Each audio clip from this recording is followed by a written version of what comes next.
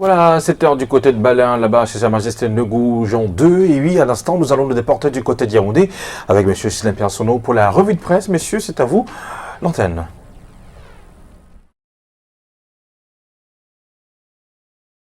Bonjour également à Soflane. Je vous accueille comme d'habitude le cœur enflammé de joie, vous, mais également nos millions de téléspectateurs, ceux du Cameroun et du monde entier qui sont tous chargés fort d'informations. Bienvenue à cet exercice. Et dans la cité capitale, je vous accueille par cette note on ne peut plus guère. Eh bien, on a coutume de scander que les bons comptes font les bons amis. Et en pratique, cela se vérifie davantage avec le gouvernement de la République, l'État du Cameroun, selon Cameroun Tribune édition de ce jour, le quotidien camerounais à capitaux publics qui nous renseigne en l'une de ses que l'État vient de procéder au remboursement d'un certain nombre de dettes s'agissant de ce qu'il est convenu d'appeler l'emprunt obligataire. Eh bien, Cameroun Tribune met cette information en exergue, à savoir que le 26 décembre dernier, eh bien, certains souscripteurs ont été remboursés à hauteur de 150 milliards de francs CFA au titre, je l'indiquais tout à l'heure, de l'emprunt obligataire sur la période 2014-2019. La une qui frappe le plus à Cameroun Tribune ce jeudi, c'est bien entendu celle qui a trait aux vœux. Eh bien, la saison s'ouvre officiellement ce jour même du côté du Palais de l'Unité. Eh bien, la splendeur qui illustre justement la une de Cameroun Tribune indique bien que là-bas il y aura événement ce jour, et bien lequel palais qui va accueillir aujourd'hui les membres du corps diplomatique accrédité à Yaoundé d'une part et d'autre part ceux des corps constitués nationaux. C'est à l'effet d'aller présenter au chef de l'État leurs vœux les meilleurs pour l'année 2020 qui vient de commencer. D'ailleurs, le programme détaillé de cet événement, de cette cérémonie à la fois couplée, multicolore et très attrayante est proposé intégralement ce matin dans les colonnes du quotidien camerounais à capitaux publics, Cameroun Tribune, édition de ce jour. Ambiance de vœux donc au Palais de l'Unité avec la participation de l'honorable Bernard Mfongang dans la dépêche de midi en illustration ce matin. Eh bien, lui qui les a déjà adressés aux siens en recensant quelles ont été à ses yeux les réussites de l'année 2019 et se projetant sur 2020 qu'il veut année de paix, de prospérité, de santé et de bonheur pour tous, c'est-à-dire l'ensemble de ses concitoyens, les Camerounais. Un cadeau donc immatériel à côté d'un qui est matériel, à savoir la nationalisation de la gestion du terminal à conteneurs du port autonome de Douala. La dépêche de midi, vous le voyez, parle donc d'un cadeau présidentiel à ses concitoyens avec les efforts conjugués, bien entendu, du gouvernement de la République. Eh bien, c'est une note, que dis-je, une décision qui est depuis saluée par la presse nationale, à savoir la nationalisation de la gestion justement du terminal à conteneurs du port autonome de Douala et le courage qui va avec, celui de Cyrus Ngor, le directeur général de cette plateforme, que dis-je, de cette plateforme portuaire qui est d'ailleurs l'entrée en termes économiques et financiers non seulement du Cameroun mais pratiquement la sous-région avec les 6 pays qui composent la CEMAC, la communauté économique et monétaire des États de l'Afrique centrale. On l'indiquait tout à l'heure, Paul Biya a donc offert ce cadeau au Cameroun avec l'onction du gouvernement de la République et Paul Ataranji en fait donc partie du gouvernement, Joseph Dion Ngouté, puisqu'il en est le ministre en charge de l'administration territoriale. Tribune d'Afrique de Faustin Djikam, vous le voyez, une principale ce matin, trouve en lui des valeurs républicaines et parmi elles le travail. Le cauchemar des séparatistes anglophones, c'est lui.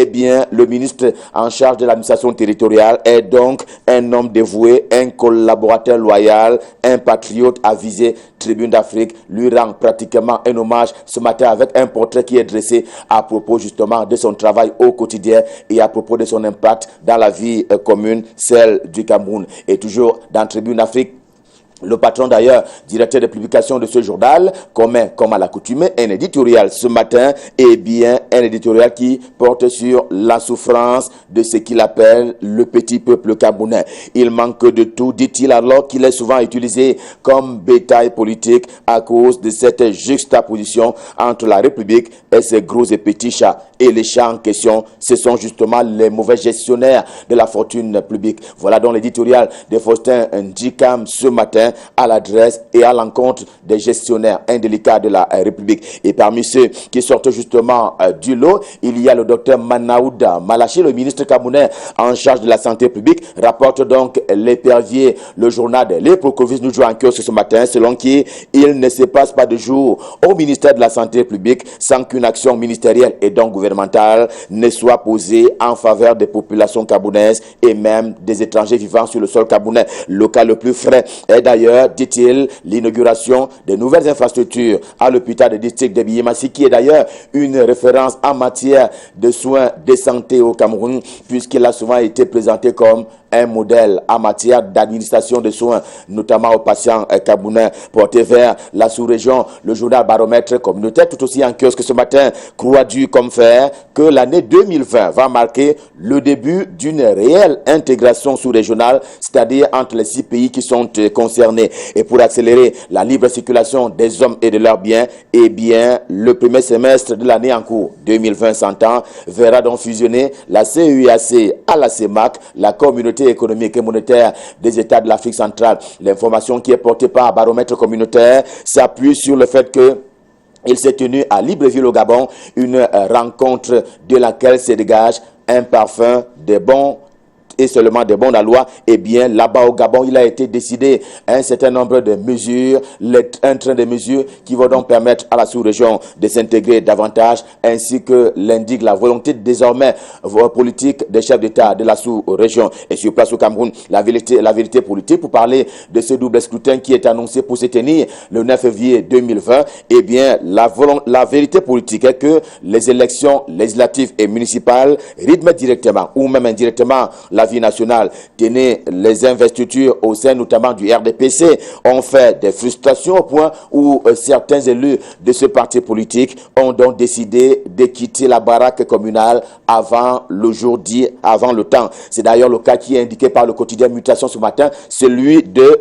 Kenzu. Nous sommes dans l'un des départements de la région de l'Ouest Cameroun et selon le quotidien Mutation, le maire local a donc fait ses adieux. Il a fait ses valises avant le jour dit. Les adieux décidément choisis par le quotidien Mutation pour parler avec le cœur ce matin. Le cœur parce que oui, des ex-Ambaboys, pour parler des ex-séparatistes, ont donc délibérément disposé, ils ont donc délibérément déposé les armes à Baminda et à Boya. En tout cas, l'information avec le cœur avec la main sur le cœur qui est donc proposée par Mutation ce matin fait état de ce que ils ont suivi l'appel du chef de l'État camerounais Paul Biya lors de ses adresses à la nation, au moins 3 adresses ces 3 dernières années, qui demandaient justement à ces Camerounais qui s'étaient quelque peu égarés de revenir à la République. Cet appel a donc été entendu et Mutation recense, pour ainsi dire, les cas de ces ex-Ambaboys qui sont revenus à la République. Ils ont donc eux-mêmes dit avoir été induits en erreur par un ensemble de mouvements de séparatistes. Ils sont donc revenus après avoir été embarqués dans une aventure ambiguë, celle des sécessionnistes. Ils ont assurément vu venir l'insistance de l'armée camerounaise à ne pas céder un seul périmètre du territoire national. C'est ainsi que De Post, c'est un journal camerounais d'expression anglaise, annonce le renforcement de la sécurité dans les 2 régions du nord-ouest et du sud-ouest camerounais dans la perspective des élections à venir. En tout cas, c'est ce que dit le journal, édition de ce jeudi. Le nord-ouest et le sud-ouest qui retiennent également l'attention du quotidien bleu sur le journal d'Aman Mana. La gravité de son information réside dans le fait que, eh bien, des groupes armés qui nuisent dans ces 2 régions s'en prennent désormais aux candidats aux élections à venir. À titre d'illustration, eh bien, il y a cet incendie on ne peut plus criminel qui a ravagé la maison de Foussi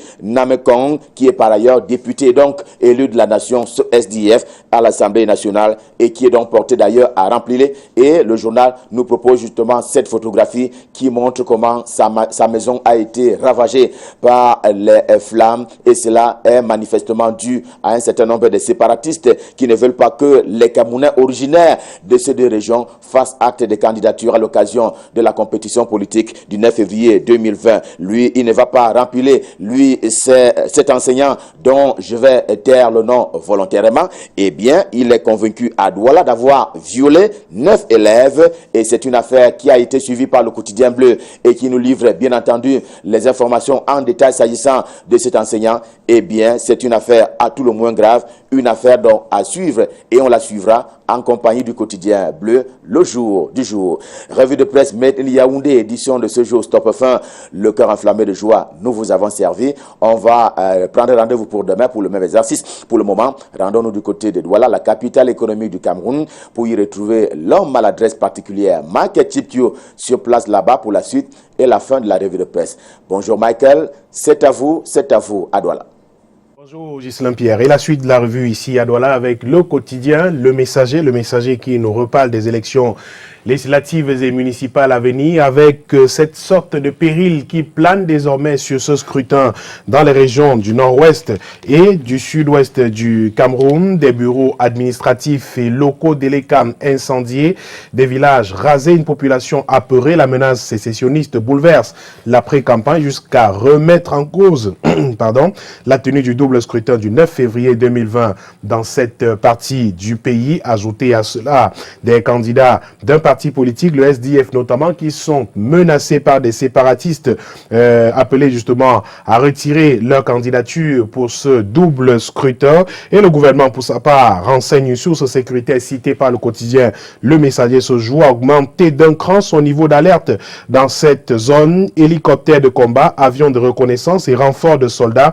La situation sécuritaire semble être très prise au sérieux dans ces régions du nord-ouest et du sud-ouest du Cameroun, même si cet état de choses ne convainc pas toujours des forces politiques de ces deux régions du pays et même les populations qui vivent désormais dans la peur dans le nord-ouest et le sud-ouest du Cameroun, conclut le quotidien Le Messager en kiosque aujourd'hui. La nouvelle expression va pratiquement dans le même sens, mais en parlant plutôt de boycott, d'appel au boycott justement de ces formations politiques qui demandent justement aux électeurs de rester chez eux le 9 février prochain.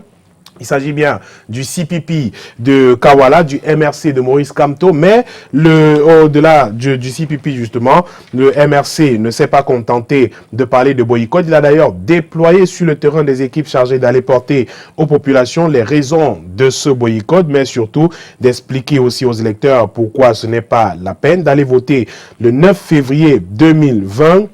Et en face, justement, de ceux qui prônent le boycott, d'autres formations politiques, le SDF de Nijon Fundi a affirmé sa détermination à aller aux urnes après quelques atermoiements, quel que soit le prix à payer, comme c'est le cas avec la foudre des sécessionnistes qui s'abat sur ses candidats dans le nord-ouest et le sud-ouest du Cameroun. Et en face, il y a également le PCRN, il y a le MP. Deux camps, justement, se sont ainsi constitués. Le front du boycott, conduit par le MRC, et le front de la participation mené par le SDF. Et tout ceci se joue justement, l'enjeu justement, c'est le taux de participation. Le taux de participation, écrit le quotidien La Nouvelle Expression, avant de conclure que l'abstention n'impressionne pas du tout le gouvernement camerounais. Yaoundé tient à ces élections va royalement ignorer les abstentionnistes, quel que soit justement le cas de figure. Le scrutin se tiendra justement dans tout le pays, conclut le quotidien La Nouvelle Expression, qui parle aussi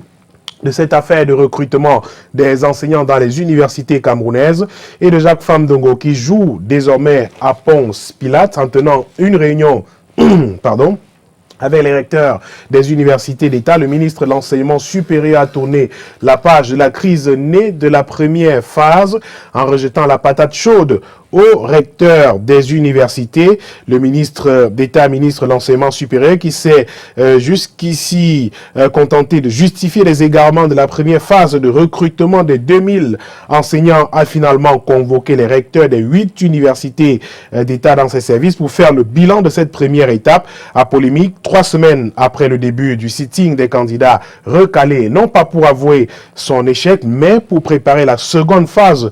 Et pour le chancelier des ordres académiques, la page est donc définitivement tournée. Et entre-temps, le groupe des grévistes est en passe de se fissurer. Effectivement, un groupe constitué de ceux qui se présentent comme les modérés, il s'agit de ceux qui refusent de continuer à se radicaliser, a donc fait paraître une correspondance qui circule d'ailleurs dans les réseaux sociaux depuis quelque temps pour parler de la levée de leur mot d'ordre de grève dans l'esplanade du ministère de l'Enseignement supérieur à Yaoundé. Yaoundé. Ouest Echo, en kiosque ce jour, nous parle encore de la situation sécuritaire dans le nord-ouest et du sud-ouest du Cameroun. Yaoundé respire, mais le Cameroun profond étouffe. Un commando des Amba Boys attaque par exemple un poste de gendarmerie dans le département du Noun, c'est dans la région de l'ouest Cameroun. C'était à Couchon précisément. Ils ont blessé par balle la seule gendarmette de garde et sont repartis en emportant des armes et des munitions. Et le journal qui nous rapporte également ces 5 jours de lockdown instaurés en réplique au discours présidentiel dans le nord-ouest et le sud-ouest du Cameroun. Le but de ces 5 jours de ville morte intense et verrouillée dans les régions anglophones décrétées par ces Amba Boys, c'est d'empêcher la tenue des élections municipales législatives du 9 février 2020. Mais comment se tiendront ces élections dans ces deux régions, s'interroge le journal Ouest Echo en kiosque aujourd'hui, et qui donne également la parole à un patriarche, Sa Majesté Sokunju de Bamendjou. Comment il entrevoit le Cameroun en 2020 ? Dans un message adressé le 1er janvier, justement, peuple camerounais, le doyen des chefs traditionnels de l'Ouest a présenté via les réseaux sociaux ses vœux de nouvel an. Dans ce message qui tense insidieusement certaines autorités camerounaises, le faux des Bamendjou dit rêver pour le Cameroun, un Cameroun nouveau qu'il décrit d'ailleurs dans les colonnes du journal Ouest Echo en kiosque aujourd'hui. La Gazette du Noun nous ramène dans le département du Noun, toujours à l'ouest Cameroun, pour parler de l'exécution du budget d'investissement public dans la région de l'ouest Cameroun qui piétine. Mauvaise performance des communes du département du Noun notamment. 6 des 9 municipalités que compte ce département n'ont pas franchi la barre des 50% après le comité de suivi de l'exécution du budget d'investissement public dans la région de l'Ouest Cameroun. Le journal qui nous propose d'ailleurs ce jour l'intégralité du classement régional. Le journal des projets pour le département du Noun pour le compte de l'année 2020, bien sûr. Le journal qui parle aussi de ces projets de développement rural du Mont Bapit et des écoles et hôpitaux qui sortent de terre dans cette localité au plaisir des populations du département du Noun. La lettre de la Bourse est également en kiosque aujourd'hui. La lettre de la Bourse qui nous parle du port autonome de Douala pour une gestion sans heurts du terminal, effectivement. Comme annoncé, la régie du terminal à conteneurs de Douala-Bonabéry est sur les rails, entrée en service depuis le 31 décembre dernier. Tout semble aller pour le mieux. Le travail se déroule dans une sérénité totale. Le blocus ou alors les blocages qui ont été annoncés par certaines mauvaises langues n'ont pas lieu à cet endroit. Plus d'une semaine après, tout se passe comme sur des rails. Tout roule justement au port autonome de Douala, écrit le journal La Lettre de la Bourse en kiosque aujourd'hui. On termine avec Éco Matin. Éco Matin qui nous reparle du gouvernement Diongouté, l'heure du premier bilan effectivement de ce gouvernement conduit par le Premier ministre Joseph Diongouté.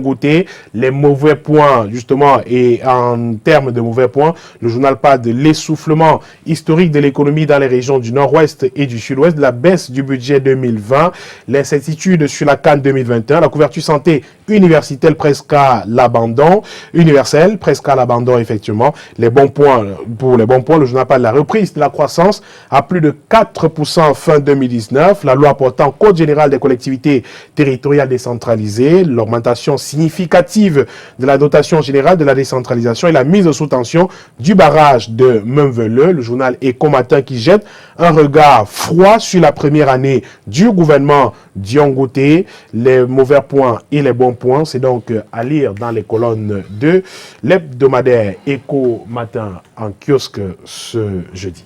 Merci beaucoup, M. Maïkatik, pour cette revue de presse. 7 heures passées de 18 minutes ici à Douala. Et ce matin encore, nous allons bien entendu vous offrir le bonheur. Et dans quelques instants, pourquoi pas, vous aurez la possibilité de faire le choix pour les chansons du Québec. Pour le moment, mon soleil. Oui, on va s'intéresser à une page de publicité. Avec plaisir. On y va.